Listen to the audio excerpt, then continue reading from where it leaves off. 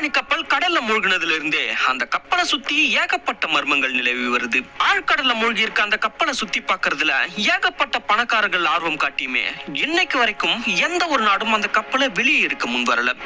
அது மட்டும் இல்லாம கடைசி அந்த கப்பலை சுத்தி பார்க்க போன 5 பேர் கொண்ட ஒரு குழு மர்மமான முறையில காணாம போனாங்க. அவங்களுக்கு உண்மையிலே என்ன ஆச்சு அப்படின்றது இது வரைக்கும் யாருக்குமே தெரியல. அவங்களோட உடல் பாகங்கள் கூட கிடைக்கல. இதெல்லாம் வச்சு பார்க்கும்போது டைட்டானிக் கப்பலை சுத்தி ஏதோ ஒரு மிகப்பெரிய மர்மம் இருக்கிறதாவும் அதை பத்தி ஆராய்ச்சியாளர்கள் வெளியே சொல்ல மறுக்கிறதாவும் சில பேர் சொல்றாங்க. இன்னொரு பக்கம் டைட்டானிக் கப்பல் இருக்க பகுதியில தான் லெவியத்தான் வாழ்ந்துகிட்டு இருக்கிறதாவும் ஒரு வதந்தி பரவி வருது. இதெல்லாம் உண்மையா? டைட்டானிக் கப்பலை சுத்தி நடக்கிற மர்மங்கள் என்ன அப்படின்றதெல்லாம் தான் மொத்தமா இந்த வீடியோல பார்க்க போறோம். பட் அது ஷார்ட்டா இல்லாம டைட்டானிக் கப்பல் எப்ப உருவாக்கப்பட்டது அண்ட் எப்படி மூழ்கடிக்கப்பட்டது அண்ட் ஃபைனலா அந்த கப்பலை சுத்தி நடக்கிற மர்மங்கள் என்ன அண்ட் அதை ஏன் வெளியே எடுக்க முடியல அப்படின்றது வரைக்கும் மொத்தமா ஒரு ஹிஸ்டரி புக் படிக்கிற மாதிரி டீடைலா இந்த வீடியோல பார்க்க போறோம். சோ இந்த வீடியோ ரொம்பவே இன்ட்ரெஸ்டிங்கா இருக்க போது எங்கேயும் ஸ்கிப் பண்ணிடாம கடைசி வரைக்கும் பாருங்க. வீடியோக்குள்ள போறதுக்கு முன்னாடி நான் உங்ககிட்ட எதிர்பார்க்கறது ஒரே ஒரு லைக் மட்டும் தாங்க. சோ மறக்காம இப்பவே அந்த லைக் பட்டனை மட்டும் தட்டி விட்டுருங்க. அண்ட் சப்ஸ்கிரைப் பண்ணாதவங்க சேனலை சப்ஸ்கிரைப் பண்ணி முக்கியமா அந்த பெல் ஐக்கனை ஆல்ல போட்டுக்கோங்க. அண்ட் இப்போ வாங்க வீடியோக்குள்ள போலாம். டைட்டானிக் கப்பல் உருவாக்கப்பட்ட ஆண்டு 1909. அயர்லாந்துல இருக்க ஹார்லண்ட் அண்ட் வுல்ஃப் அப்படின்ற ஒரு தலை சிறந்த கப்பல் கட்டும் நிறுவனம் டைட்டானிக் அப்படின்ற ஒரு பிரம்மாண்டமான சொகுசு கப்பலை உருவாக்கணும்னு திட்டமிடுறாங்க. அது மட்டும் இல்லாம அந்த கப்பல் பயங்கர பாதுகாப்பானதாகவும் எந்த சூழ்நிலையிலும் மூழ்காத மாதிரியும் உருவாக்க நினைக்கிறாங்க. இது ஒண்ணும் அவங்களுக்கு புதுசும் இல்ல. இது வரைக்கும் அவங்க 500க்கும் மேற்பட்ட கப்பல்களை சக்சஸ்ஃபுல்லா உருவாக்கி இருக்காங்க. அப்படி இருக்க பட்சத்துல இப்ப உருவாக்க போற டைட்டானிக் கப்பல் மூழ்க போகுது அப்படின்றத அவங்க கொஞ்சம் கூட எக்ஸ்பெக்ட் பண்ணவே இல்லை. அண்ட் இந்த கப்பலை விலைக்கு வாங்கி பிசினஸ் பண்ண போற ஒயிட் ஸ்டார் லைன் கம்பெனியும் சரி, அந்த கப்பலை ஓட்ட போற 40 வருஷம் எக்ஸ்பீரியன்ஸ் உள்ள கேப்டன் ஸ்மித் கூட இந்த கப்பல் மூழ்கும் அப்படின்றத கொஞ்சம் கூட எதிர்பார்க்கவே இல்லை.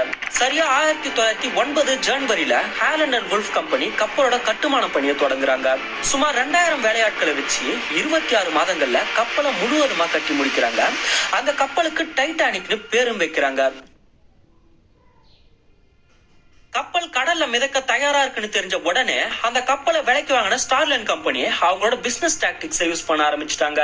குறிப்பா அவங்க அந்த கப்பலை விளம்பரம் பண்ண விதமே இது அன்சிங்கபிள் கப்பல், அதாவது மூழ்க முடியாத கப்பல் அப்படின்னு தான் மக்களுக்கு விளம்பரப்படுத்துறாங்க. இதுதான் அவங்க பண்ண ஃபர்ஸ்ட் மிஸ்டேக்கும் கூட. ஏன்னா அந்த விளம்பரத்தை பார்த்த மக்களோட எண்ணம் என்னவா இருந்ததுன்னா, மூழ்க முடியாத கப்பல்னா அப்ப எதுல இடிச்சாலும் மூழ்காதோ, அப்படி அந்த கப்பல்ல என்னதான் இருக்கும் அப்படின்றத பாக்குறதுக்காகவே நிறைய மக்கள் கூட்டம் கூட்டமா வந்து போட்டி போட்டு டிக்கெட்ஸ் வாங்கியிருக்காங்க. ஸ்டார்லைன் கம்பெனி எதிர்பார்த்ததை விடவே ரொம்ப சீக்கிரத்திலேயே டைட்டானிக் கப்பலோட எல்லா டிக்கெட்ஸும் வித்து தீர்ந்துடுச்சு. கப்பல் புறப்படுற அந்த நாளும் வந்துருச்சு. சரியா 10 ஏப்ரல் 1912 அன்னைக்கு இங்கிலாந்துல இருக்க சவுத் ஆம்டன்ல இருந்து அமெரிக்கால இருக்க நியூயார்க் சிட்டிக்கு 2240 பயணிகளை ஏத்திக்கிட்டு டைட்டானிக் கப்பல் தன்னோட முதல் பயணத்தை தொடங்க தயாராயிருக்கு. அந்த பிரம்மாண்ட டைட்டானிக் கப்பல் புறப்படுறத பார்க்கவே பல ஆயிரம் மக்கள் அன்னைக்கு திரண்டு வந்திருந்தாங்க. அதுல பயணம் செய்ய போற 2240 பயணிகளும் கப்பலுக்குள்ள பயங்கர ஆரவாரத்தோடு ரொம்பவே எக்ஸைட்மெண்டா இருந்தாங்க. அன்னைக்கு வெதர் கண்டிஷனும் ரொம்ப கூலா இருந்துச்சு. அட்லாண்டிக் பெருங்கடல் பயங்கர காமா இருந்துச்சு. கப்பல் புறப்படுறதுக்கான எல்லா ஏற்பாடுகளும் கப்பலுக்குள்ள மும்முரமா நடந்துகிட்டு இருக்கு. கேப்டன் ஸ்மித்தும் காமா கப்பலை செலுத்த தயாரா இருக்காரு. அந்த டைம்ல தான் அவருக்கு கப்பலோட ஓனர் கிட்ட இருந்து, அதாவது ஸ்டார்லைன் கம்பெனியோட ஓனர் கிட்ட இருந்து ஒரு முக்கியமான மெசேஜ் வருது. அது என்னன்னா, எக்காரணத்துக்காகவும் டைட்டானிக் அதோட டெஸ்டினேஷன் அடைய தாமதமாகவே கூடாது. நம்ம பிளான் பண்ண மாதிரியே சரியா 7 நாட்கள்ல, அதாவது ஏப்ரல் 17 அன்னைக்கு கப்பல் நியூயார்க்கை ரீச் பண்ணியே ஆகணும். அப்படி ஒருவேளை கப்பல் தாமதமா போய் சேர்ந்தா நம்ம கம்பெனியோட பேர் கெட்டுடும். உலகத்தோட மிகப்பெரிய சொகுசு கப்பல் மூழ்க முடியாத கப்பல் எல்லாம் விளம்பரம் பண்ணாங்க. ஆனா முதல் பயணத்தின் போதே தாமதமா வந்து சேருதுன்னு மக்கள் மத்தியில ஒரு பேர் ஏற்பட்டுடும். இதனால நம்ம கம்பெனிக்கு மிகப்பெரிய லாஸ் ஆகிடும். சோ நீங்க என்ன பண்ணுவீங்களோ தெரியாது, 17ஆம் தேதி அன்னைக்கு கப்பல் நியூயார்க்ல இருந்தே ஆகணும்னு ஸ்ட்ரிக்ட்டா சொல்லியிருக்காரு.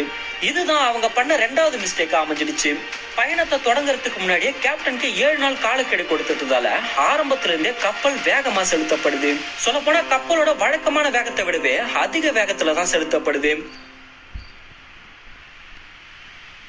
இப்படியே 3 நாள் தொடர்ந்து பயணிக்க ஆரம்பிச்ச டைட்டானிக் கப்பல் பிரான்ஸ்லயும் அயர்லாந்துலயும் நிறுத்தப்பட்டு அங்க இருந்து தன்னோட கடைசி 3 நாள் பயணத்தை நோக்கி, அதாவது நியூயார்க்கை நோக்கி போய்கிட்டு இருக்கு.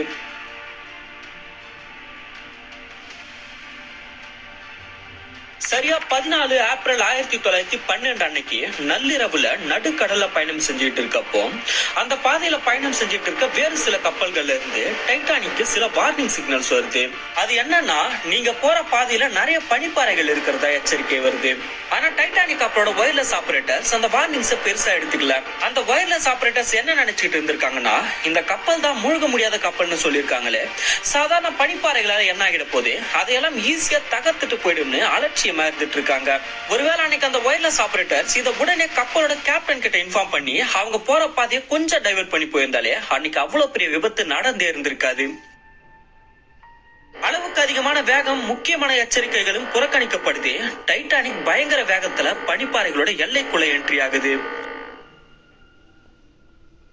பெரிய பெரிய கப்பல்களோட முன்பகுதியில ஷிப் கார்ட்ஸ்னு 2 பேர் இருப்பாங்க.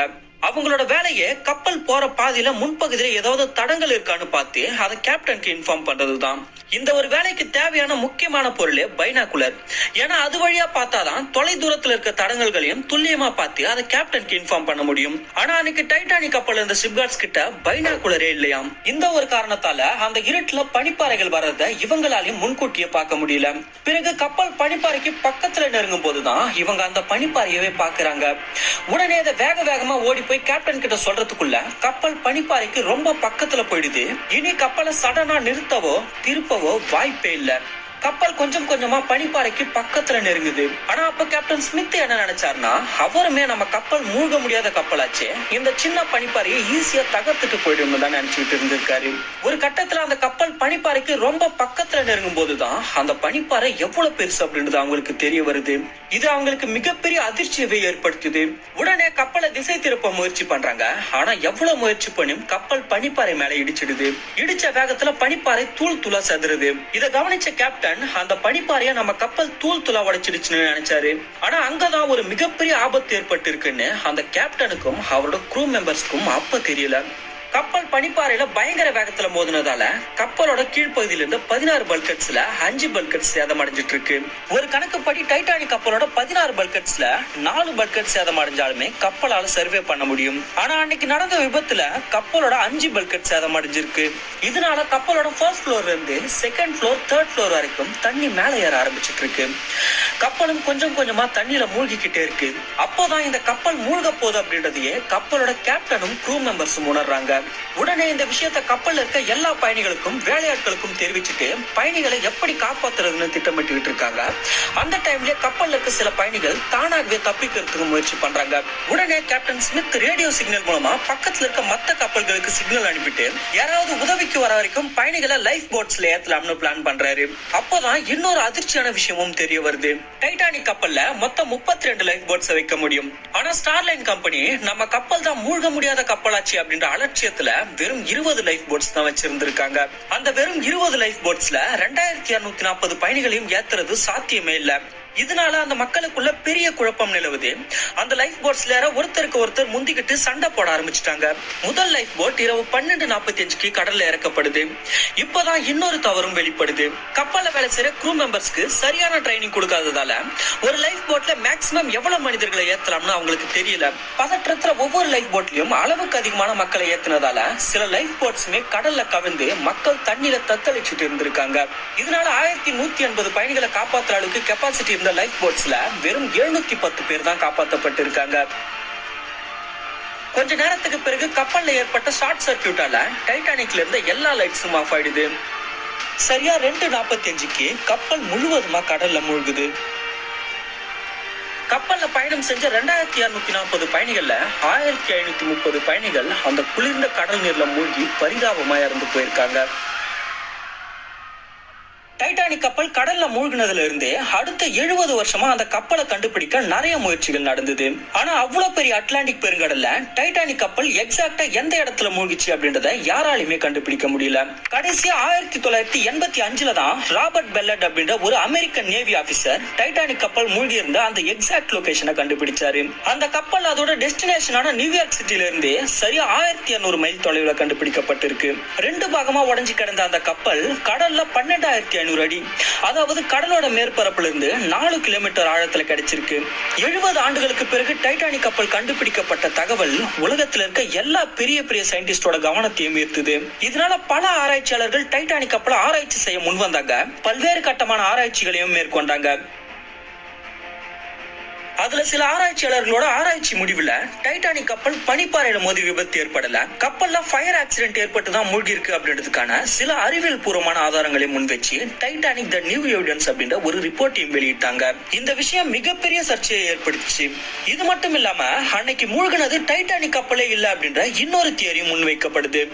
அது என்னன்னா 1910ல, அதாவது டைட்டானிக் ஷிப் அண்டர் கன்ஸ்ட்ரக்ஷன்ல இருந்து அந்த டைம்ல RMPS ஒலிம்பிக் அப்படின்ற இன்னொரு கப்பல் ஒரு நேவி கப்பலோட மோதி ஆக்சிடென்ட் ஆகியிருக்கு. அந்த கப்பலுக்காக இன்சூரன்ஸ் கிளைம் பண்ண போகும்போது ஒலிம்பிக் கப்பல் மோதினது உங்களோட தப்பு தான் சொல்லி அதுக்கு இன்சூரன்ஸ் கொடுக்க முடியாதுன்னு சொல்லி மறுத்துட்டு இருக்காங்க. அதுக்கப்புறம் JP மார்கன் அப்படின்ற ஒரு அமெரிக்கன் பினான்சியரோட ஆலோசனைப்படி ஒலிம்பிக் கப்பலோட பேரை டைட்டானிக்னு மாத்தி, இது ஏற்கனவே டேமேஜ் ஆன கப்பல், ஒரு சின்ன பிரச்சனை ஏற்பட்டா கூட கடல்ல மூழ்கிடும்னு தெரிஞ்சுமே அதை உள்ள அனுப்பியிருக்காங்க.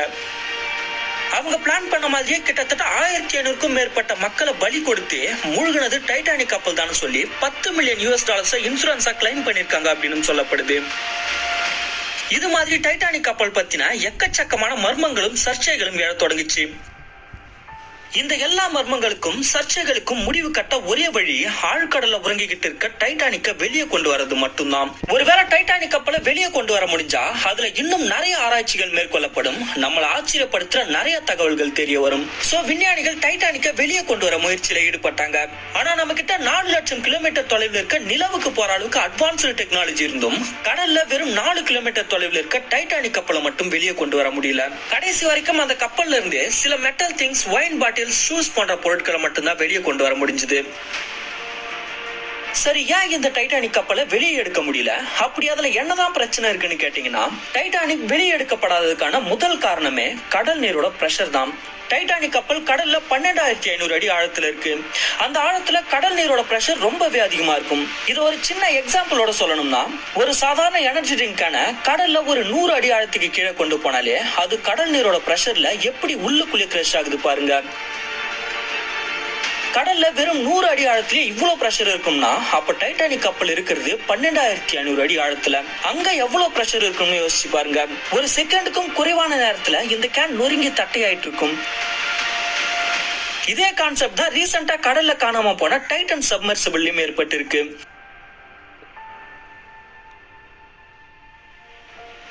செகண்ட் ரீசன், நார்மலா ஒரு கப்பலை வெளியெடுக்கிற மெத்தட்ல டைட்டானிக்கை வெளியெடுக்க முடியாது. ஏன்னா டைட்டானிக் கப்பல் 2 பாகமா உடைஞ்சிருக்கு. அப்போ ஒரு ஹைடெக் சப்மரைன் வச்சு டைட்டானிக்கை வெளியெடுக்க முடியுமான்னு கேட்டீங்கன்னா அதுவுமே முடியும், ஆனா முடியாதுன்னு தான் சொல்லி ஆகணும். ஏன்னா 12500 அடி ஆழத்துல இருந்து ஒரு ஸ்கொயர் ஃபீட் பாகத்தை வெளியெடுக்கணும்னாலே 392 கிலோ நியூட்டன் ஃபோர்ஸ் தேவைப்படும். ஆனா விஞ்ஞானிகளால இப்ப வரைக்கும் அந்த அளவுக்கு ஒரு அட்வான்ஸ்டு டெக்னாலஜியை தயார் பண்ண முடியல. சோ டைட்டானிக்கை வெளியே எடுக்க விஞ்ஞானிகள் சில விசித்திரமான பிளான்ஸ் எல்லாம் ட்ரை பண்ணாங்க. அது என்னென்ன பிளான்ஸ்னு பாக்கிறதுக்கு முன்னாடி யாராவது லைக் பண்ணாம பாத்துட்டு இருந்தீங்கன்னா ஒரு லைக் மட்டும் பண்ணிடுங்க ஃப்ரெண்ட்ஸ். அண்ட் சின்னதா ஒரு ஹார்ட்டோ இல்ல எமோஜோ போட்டு இந்த வீடியோ எப்படி இருக்கு அப்படின்றத கமெண்ட்ல சொல்லுங்க. ஏன்னா உங்களோட ஒவ்வொரு லைக்கும் கமெண்ட்டும் தான் இதே மாதிரி அடுத்தடுத்த வீடியோஸ் போடுறதுக்கு எனக்கு மிகப்பெரிய மோட்டிவேஷனா இருக்கு. சோ லைக் அண்ட் கமெண்ட் பண்ணிடுங்க. அண்ட் சப்ஸ்கிரைப் பண்ணாதவங்க சேனலை சப்ஸ்கிரைப் பண்ணி சப்போர்ட் பண்ணுங்க. டைட்டானிக் கப்பலை வெளியே எடுக்க விஞ்ஞானிகள் கொண்டு வந்த முதல் பிளான் பிங்பாங் பால்ஸை வச்சு வெளியே எடுக்கிறது.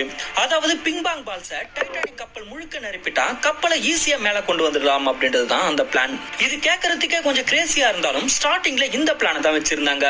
ஆனா அந்த ஐடியாவை கொடுத்தவங்க இந்த பிங்பாங் பால்ஸை கடலோட கொஞ்சம் ஆழத்துக்கு கொண்டு போனாலே கடல் நீரோட பிரஷர் தாங்க முடியாம கிரஷ் ஆகி வெடிச்சிடும் அப்படின்றத யோசிக்கல.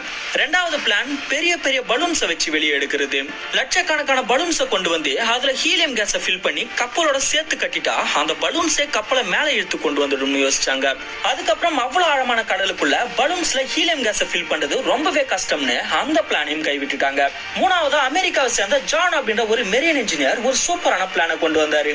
அது என்னன்னா முள்ளாலதான் எடுக்கணும்னு சொல்ற மாதிரி பனிக்கட்டியில மோதி மூழ்கின டைட்டானிக்க நம்ம அதே பனிக்கட்டியாலே எடுக்கலாம்னு சொன்னாரு. அது எப்படின்னா நம்ம எல்லாருக்குமே தெரியும் வாட்டரோட டென்சிட்டியை விட ஐஸ் டென்சிட்டி ரொம்பவே குறைவு. இதனாலதான் ஐஸ் எப்பவுமே வாட்டரோட கடலோட மேற்பரப்புல மிதக்கும். சோ டைட்டானிக் மூழ்கி கிடக்கிற இடத்துல இருக்க தண்ணிய லிக்விட் நைட்ரஜன் யூஸ் பண்ணி ஃப்ரீஸ் பண்ணிட்டா கப்பல் ஆட்டோமேட்டிக்கா மிதந்து மேல வந்துடும். இது உண்மையிலே ஒரு நல்ல ஐடியாவா தான் இருந்துச்சு. ஆனா இதுலயுமே ஒரு சிக்கல் இருக்கு. இந்த பிளான செயல்படுத்த 500,000 டன் லிக்விட் நைட்ரஜன் தேவைப்படும். அந்த அளவுக்கு லிக்விட் நைட்ரஜனை கடல்ல அவ்வளவு ஆழத்துக்கு கொண்டு போறது ரொம்பவே கஷ்டம். சோ இந்த பிளானும் கைவிடப்பட்டது. கடைசியா மிகாயில் ருட்னிஸ்கி அப்படின்ற ஒரு தலை சிறந்த ரஷ்யன் ஷிப் பில்டர் அவர் தரப்புல இருந்து ஒரு ஐடியா கொடுத்தாரு. டைட்டானிக் கப்பலோட மொத்த வெயிட் 1,43,000 டன். அந்த கப்பல் ரெண்டா உடைஞ்சதால அதோட வெயிட்டுமே பாதியா குறைஞ்சிருக்கும். நம்ம அந்த கப்பல்ல இருக்க மெட்டல் வேஸ்டையும் ரஸ்டையும் கிளியர் பண்ணிட்டா அதோட வெயிட் இன்னுமே கம்மியாகிடும். அதுக்கப்புறம் டைட்டானிக் ஷிப்பை பெரிய சங்கிலியில சேர்த்து கட்டிட்டா ஈஸியா வெளியே கொண்டு வந்துடலாம்னு சொன்னாரு. இந்த ஐடியா நல்லா இருந்ததால ஸ்டார்டிங்ல நிறைய கம்பெனிஸ் இதை செயல்படுத்த முன் வந்தாங்க. ஏன்னா டைட்டானிக் கப்பலை வெளியே எடுத்தா அவங்க கம்பெனிக்கு நல்ல பேரும் புகழும் கிடைக்கும். ஆனா இதுலயுமே ஒரு சிக்கல் வந்தது. டைட்டானிக் ரொம்ப வருஷமா கடல்ல இருக்கிறதால அதுல நிறைய ஓஷன் வேஸ்ட் இருக்கும். அந்த வேஸ்ட் எல்லாம் கிளியர் பண்ண நிறைய பவர்ஃபுல்லான வேக்யூம் மிஷின்ஸ் தேவைப்படும். இந்த ப்ராசஸ்க்கு அதிக அளவிலான கரண்ட்டும் தேவைப்படும். நிபுணர்களோட கணக்குப்படி இந்த ப்ராசஸ்க்கு கிட்டத்தட்ட 20 மில்லியன் கிலோவாட் கரண்ட் தேவைப்படும். அது மட்டும் இல்லாம அவ்வளவு கரண்ட் ப்ரொடியூஸ் பண்ண கடல்ல ஒரு ஃப்ளோட்டிங் பவர் பிளான்ட்டை கட்ட வேண்டியிருக்கும்னு சொன்னாங்க. சோ ஆரம்பத்துல பெரிய பெரிய கம்பெனிஸ் இந்த ப்ராஜெக்டை செயல்படுத்த முன் வந்தாலும் இதுல இவ்வளவு செலவு இருக்குன்னு தெரிஞ்சதால எல்லா கம்பெனிஸுமே பின்வாங்கிட்டாங்க. ஏன்னா இந்த ப்ராஜெக்ட்காக செலவை அவங்க மறுபடியும் ரெக்கவர் பண்றது ரொம்ப கஷ்டம். சோ இந்த ஒரு காரணத்தால தான் டைட்டானிக் கப்பலை வெளியே எடுக்க வழி இருந்துமே எந்த ஒரு கம்பெனியுமே அதுக்கு முன் வரல. இதுக்கப்புறமும் யாரும் டைட்டானிக்கை வெளியே எடுக்க போறதும் இல்ல அப்படின்றதுதான் நிதர்சனமான உண்மை. ஓகே கைஸ், டைட்டானிக் கப்பல் எப்போ உருவாக்கப்பட்டது அப்படின்றதுல ஆரம்பிச்சு எப்படி மூழ்கிச்சு, ஏன் வெளியே எடுக்கப்படல அப்படின்றது வரைக்கும் எப்போ உங்களுக்கு ஒரு கிளாரிபிகேஷன் கிடைச்சிருக்குன்னு நம்புறேன். தென் டைட்டானிக் ஷிப்பும் லிவியத்தானுக்கும் எந்த தொடர்பும் இல்ல, அது வெறும் ரூமர் தான் அப்படின்றதும் புரிஞ்சிருக்கும்னு நம்புறேன். அப்போ இந்த லிவியத்தான் எங்க இருக்கு, அது நம்ம பூமியில உண்மையிலே இருக்கா அப்படின்றது தெரிஞ்சுக்க ஆசைப்பட்டீங்கன்னா ஸ்கிரீன்ல தெரியுற இமேஜை கிளிக் பண்ணி பாருங்க. அந்த வீடியோல லிவியத்தானை பத்தி டீடைல்டா சொல்லியிருக்கேன், மறக்காம பாருங்க.